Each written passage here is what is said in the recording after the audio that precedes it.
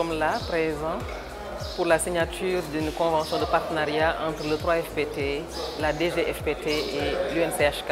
DGFPT qui est la Direction générale de la formation professionnelle et technique.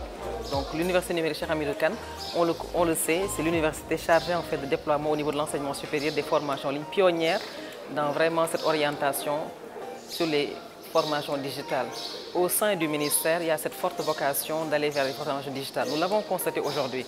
Quand nous faisons des appels à candidature, par rapport à la forte demande, nous ne parvenons à répondre qu'à 12% de la demande sur les demandes des jeunes. Par rapport à la demande des personnels professionnels, les personnels des entreprises, nous ne parvenons à répondre qu'à 32% de cette forte demande-là. Donc il nous faut avoir des outils alternatifs. Et nous pensons que le digital demeure une réponse et c'est ce qui a été donné par les orientations également du gouvernement qui nous demande de miser davantage sur les outils alternatifs, qui nous demande de miser davantage sur l'innovation technologique pour apporter des réponses.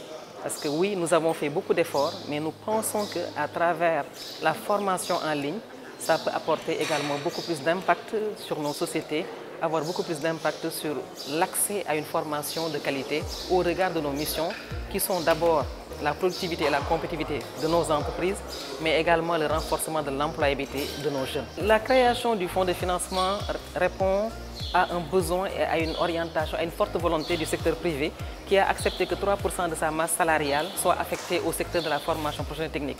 Une grande partie est affectée aux 3FPT. Donc, quand on parle de ce secteur privé, on parle également d'employabilité.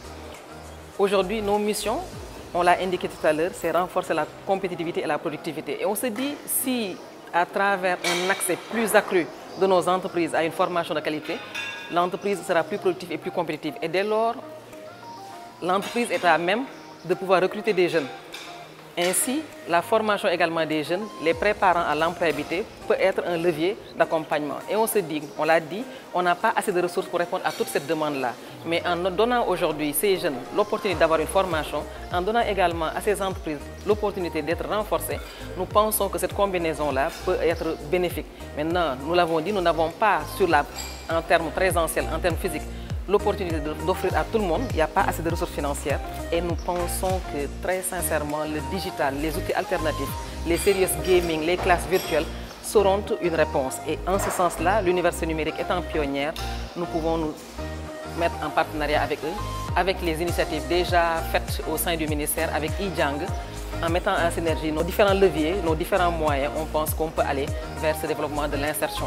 Avec une formation de qualité, mais également aussi avec de l'incubation, avec du mentorat. C'est des choses sur lesquelles l'université numérique a déjà de l'expérience et nous pensons qu'à travers le digital, on pourra avoir des réponses.